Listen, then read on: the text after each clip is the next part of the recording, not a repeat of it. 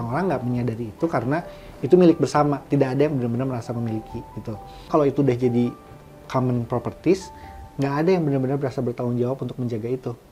Masalahnya bukan di overpopulasinya, tapi bahwa ada segelintir orang dengan keserakahannya kemudian menguasai sumber daya atau mengambil lebih dari yang yang seharusnya diambil.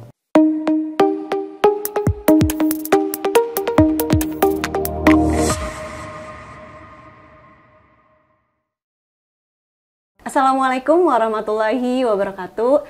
Halo sahabat-sahabat Salman, kembali lagi dengan Bincang Pakar Podcast Masjid Salman ITB.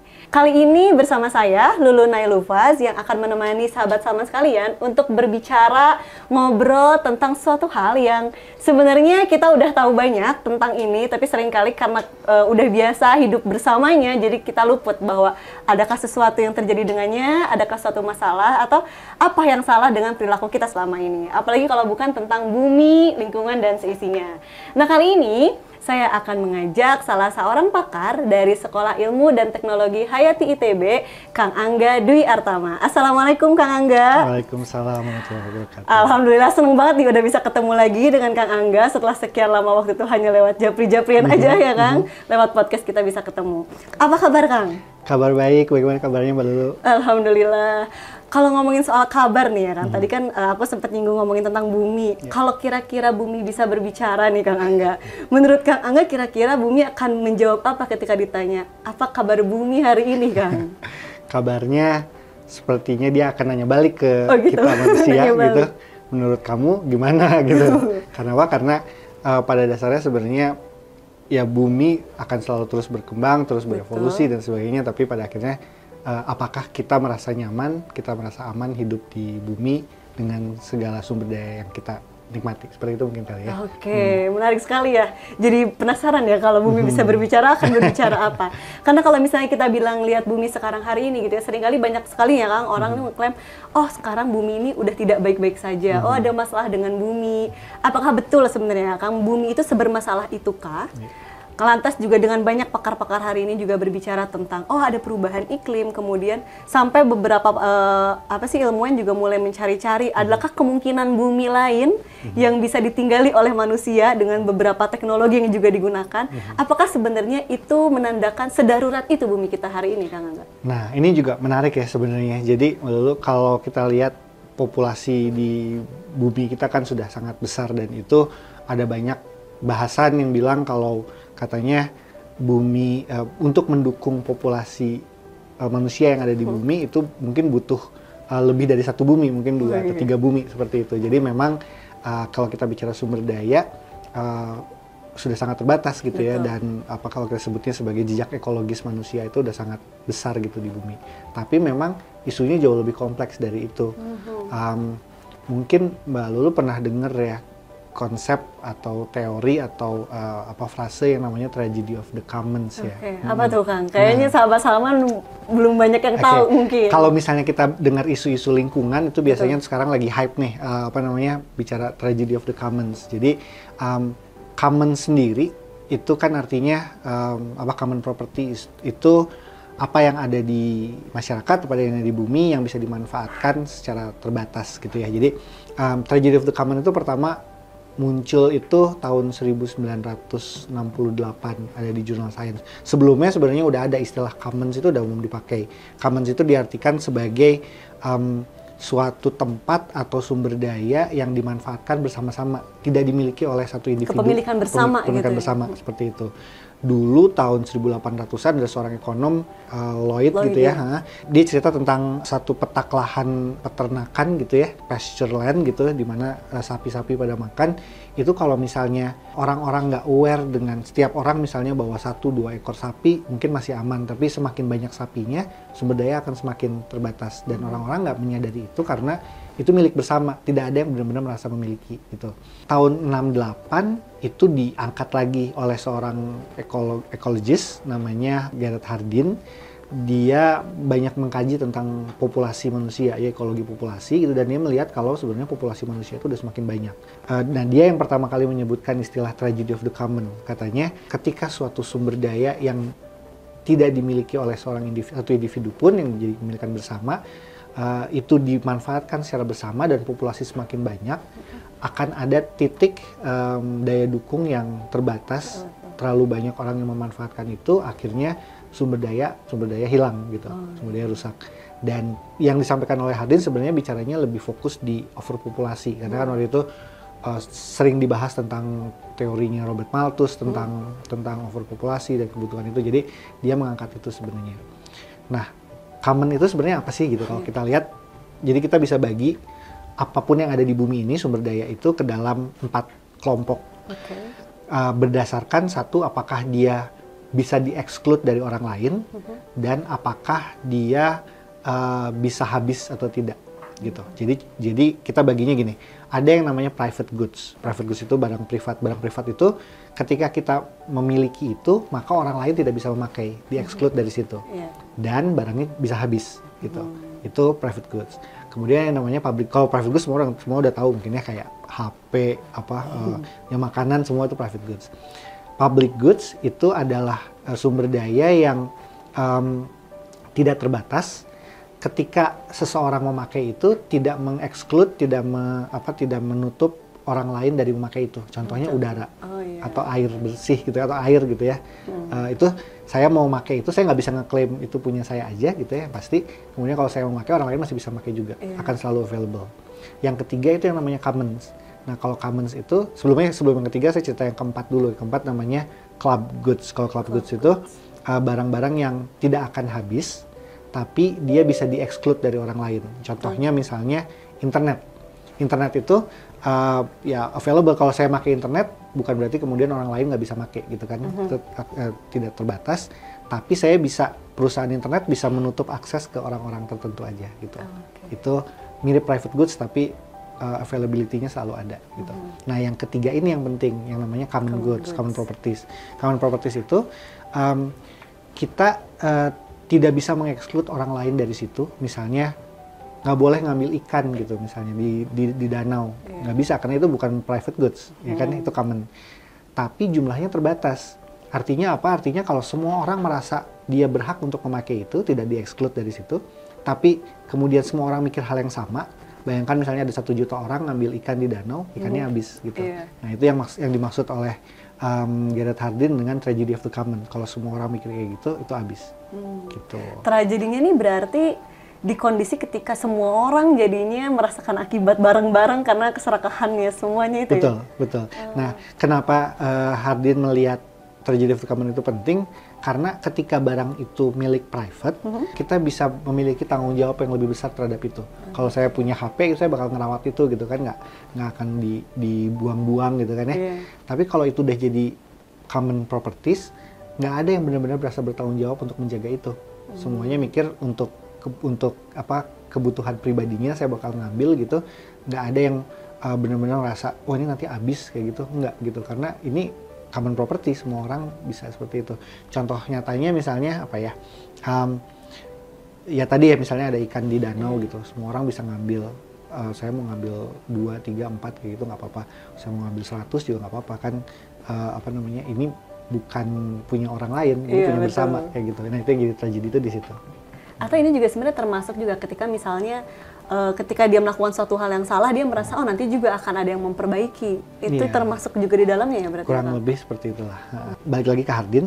Hardin itu ngelihatnya tragedy of the common itu terjadi karena overpopulasi. Dan itu dikritik abis-abisan sebenarnya. Karena peneliti-peneliti sosial, antropologis, environmentalis melihat bahwa masalahnya bukan di overpopulasinya, tapi bahwa ada segelintir orang dengan keserakahannya kemudian menguasai sumber daya atau mengambil lebih dari yang yang seharusnya diambil gitu. Jadi kalau kita bicara laut, bukan berarti kemudian nelayan itu terlalu banyak kemudian ikannya habis gitu kan ya. Tapi yang umumnya terjadi adalah ada satu mungkin perusahaan besar atau orang-orang yang ngambilnya jauh lebih banyak daripada yang seharusnya. Itu yang sebenarnya terjadi dengan bumi kita ini gitu.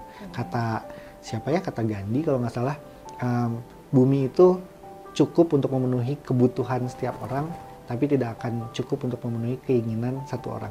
Gitu. Oh iya betul. Oh betul. setuju saya juga. Ngomongin tentang ini kan tadi overpopulasi. Tadi kan juga beberapa ilmuwan juga bilang, oh ini bukan masalah bukan di overpopulasi. Berarti sebenarnya mereka pun juga menyepakati bahwa betul sekarang ini kondisinya memang overpopulasi gitu bumi. Bisa dibilang seperti itu dengan gaya hidup kita sekarang. Resource sumber daya yang kita miliki itu nggak akan mencukupi untuk semua orang. Tapi yang harus dicatat adalah kalau kita bicara tingkat konsumsi orang itu gapnya bisa sangat luas gitu. Jadi negara-negara maju seperti di Eropa, di Amerika Serikat gitu, itu konsumsi mereka tuh bisa benar-benar besar per individu atau per keluarga. Sementara di negara-negara seperti di Bhutan atau di Afrika gitu ya, itu sebenarnya konsumsinya jauh lebih kecil gitu. Jadi lagi-lagi masalahnya bukan kalau kita mukulnya rata gitu ya, rata-rata kan ya memang nggak cukup gitu.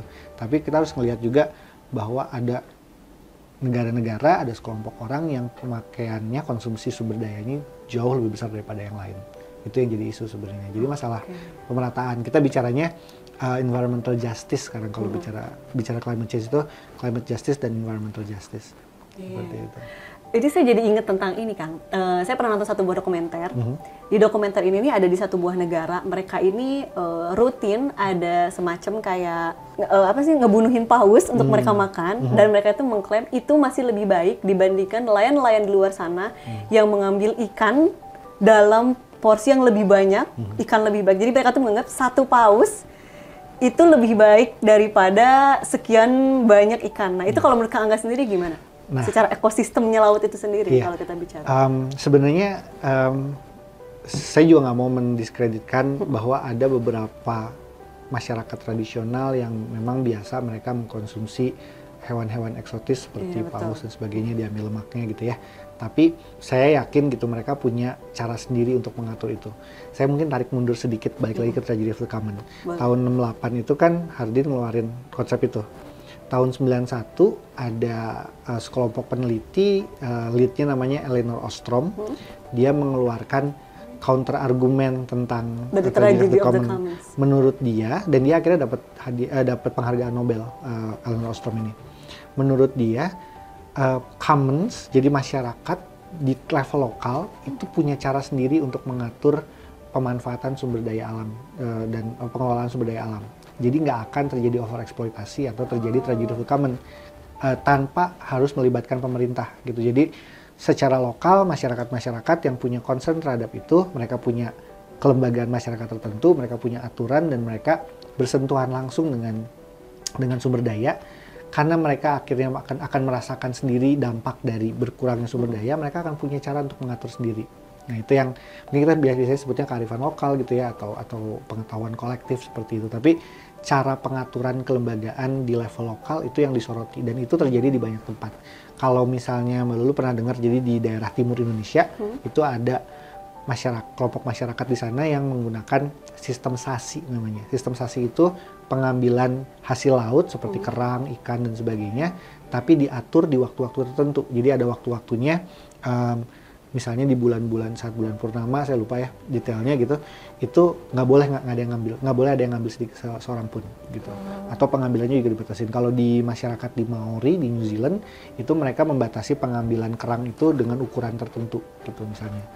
Di Sumatera itu ada namanya lubuk larangan. Jadi kalau di Sumatera itu ada sungai, itu ada satu wilayah sungai yang ditetapkan sebagai lubuk larangan, diatur oleh aturan adat. Pengambilannya dibatasi, pengambilan ikan dari situ gitu. Jadi sebenarnya masyarakat punya cara pengaturan sendiri.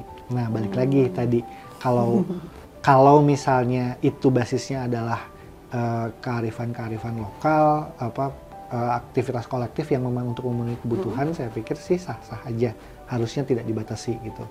Tapi yang terjadi kan sebenarnya overeksploitasi untuk kebutuhan pasar global, nah itu yang mungkin jadi masalah. Atau sebatas senang-senang aja gitu ya, cuma hobi untuk itu. Dan kita juga nggak bisa ngelihatnya ngebandingin satu paus ekivalen beratnya dengan berapa banyak ikan gitu. Karena paus di dalam ekosistem menduduki posisi yang berbeda dengan ikan-ikan yang lain. Jadi hilangnya satu paus itu efeknya terhadap ekosistem itu berbeda dengan misalnya hilangnya 100 ekor sarden gitu misalnya. Jadi itu juga mungkin harus hati-hati.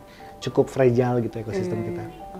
Berarti sebenarnya kalau kita ngomongin balik lagi ke Tragedy of the Commons itu kan dicetusnya udah cukup lama ya. Terus kalau misalnya kita bicara konteks dalam masa sekarang, seberapa relevan sih sebenarnya tragedi itu dengan kondisi-kondisi kita hari dan masih bisakah itu digunakan untuk menjelaskan lingkungan dan masalahnya hari ini gitu kan?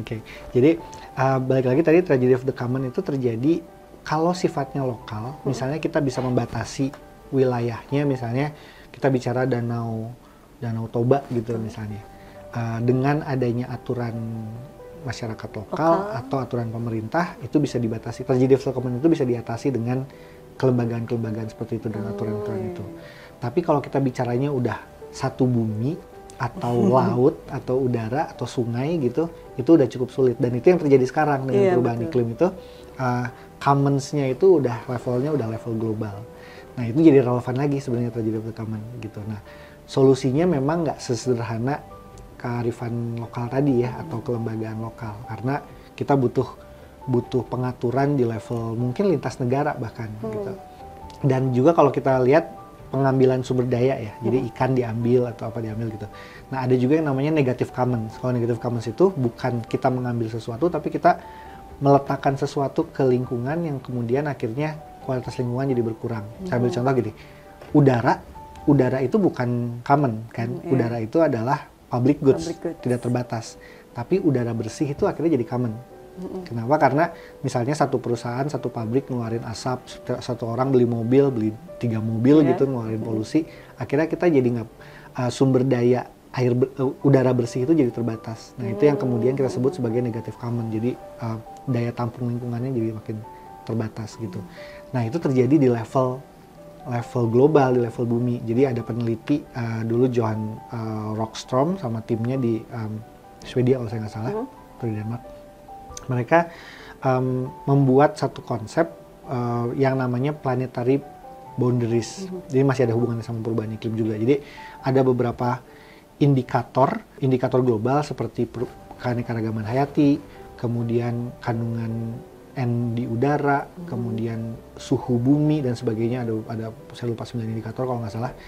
Dan mereka menunjukkan kalau untuk beberapa indikator itu kita tuh udah overshoot, udah lewat batas gitu. Jadi emang masalahnya juga udah cukup pelik sih di situ. Kalau peneliti-peneliti perubahan iklim gitu ya, climate change, mereka udah bilang kalau kita cuma bisa bertahan berapa tahun lagi. Emang agak-agak pesimistis gitu ya. Tapi intinya adalah memang ini kita udah overshoot, dan kalau kita mempertahankan perilaku kita seperti saat ini gitu ya. Kalau di dalam biasanya kalau system thinking atau ini kan kita tahu ada tipping points. Jadi kita bisa melakukan kerusakan gitu ya sampai titik tertentu itu masih bisa diperbaiki gitu. Tapi ada titik di mana akhirnya kita masuk ke satu tipping points yang kalau kita udah melakukan apapun itu udah nggak bisa diperbaiki. Oh ini sejalan dengan ini ya Kak, self purification yang kemampuan alam untuk apa sih? Mengembalikan, memulihkan dirinya sendiri ya. Konsepnya kan resilience ya, alam itu sebenarnya bisa bounce back, bisa kembali lagi ke situ. Tapi realitanya kita sampai titik di mana ini udah ada satu titik stabil yang baru, yang belum tentu cocok dengan manusia, yang belum tentu bisa layak untuk di bumi itu ditinggali oleh manusia. Makanya tadi saya bilang, apa kabar bumi? Ya pertanyaannya adalah bumi balik nanya ya.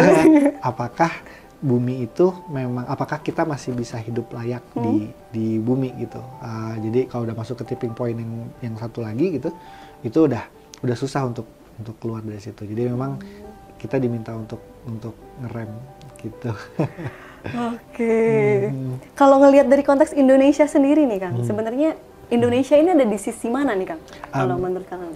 Saya mesti lihat lagi datanya ya, jadi belum bisa bicara banyak, tapi memang Indonesia itu kan sekarang negara berkembang yang lagi tumbuh gitu, ekonominya tumbuh gila-gilaan. Soalnya kabarnya karena negara berkembang, jadi lingkungan itu bukan menjadi porsi yang diperhatikan dalam pembangunan, kabarnya sih gitu. Kabarnya seperti itu, tapi masalahnya gini, negara-negara maju itu kan sudah mulai banting setir ya, mereka udah mulai berusaha mengurangi, jadi konsepnya namanya degrowth. Berhenti tumbuh gitu supaya supaya nggak overshoot, nggak itu. negara berkembang nggak jadi justifikasi bahwa negara berkembang boleh ngedelay berapa tahun lagi gitu ya, karena memang semuanya emang udah harus belok gitu, semuanya udah harus balik arah gitu. Jadi bukan justifikasi. Realitasnya kan ya fakta-fakta di lapangan kayak hutan tropis gitu ya, katanya kita tuh kehilangan kehilangan hutan tropis gitu di daerah Kalimantan misalnya, itu kehilangan 1 lapangan bola per menit, seluas 1 lapangan bola per menit ya gitu. Jadi emang sangat-sangat masif gitu. Di Indonesia kondisinya memang udah seperti itu, belum kalau kita bicara limbah gitu. Benar, gara-gara Kak Angga ngomong tadi bola, sampah pun juga dikonversi ke lapangan sepak bola ya untuk main. Soalnya yang sampah di Kota Bandung gitu misalnya, kalaupun emang dikonversi kan setara dengan seluas lapangan sepak bola dengan tinggi 75 cm setiap hari sampah yang dihasilkan. Tapi maksudnya jadi menarik ya, karena tadi juga ternyata dengan konversi yang sama memang lebih gampang sih ya kan untuk membayangkan lapangan sepak bola. Kalau bisa kita lihat permasalahan lingkungan ini kan kompleks banget ya. Kalau kita bilang sekarang gak cukup, masalah kita nggak cuma udara gitu. Sekarang masalah air juga masalah, belum lagi konsumsi. Kalau kita ngomongin ke konsumsi berarti ke pangan. Pangan ini relate banget juga dengan nantinya ke sisa konsumsi, ke sampah. Jadi kadang tuh kalau misalnya kita melihat ini udah kompleks banget sebenarnya. Sebenarnya mungkin nggak sih kan solusi itu tuh ada dari sekian masalah ini? Dan kalau misalnya kita bilang, adakah sebenarnya hierarki yang memang bisa kita ambil yang ini dulu, atau sebenarnya memang nggak ada, ini memang udah sekompleks itu. Gitu. Nah, di sini sebenarnya perannya ada satu konsep namanya ekoliterasi ya. Ada beberapa cara sebenarnya yang digunakan untuk mengukur seberapa ekologis kita. Terus mahasiswa bilang, saya nggak mau buang sampah dipilah gitu. Kenapa? Karena nanti ujung-ujungnya juga digabung lagi kayak gitu. Jadi kalau di Eropa yang terjadi adalah konsumen berkelompok di dalam organisasi yang solid gitu. Kemudian mereka mengadvokasi, menyuarakan misalnya saya mau kelapa sawit tapi yang sustainable.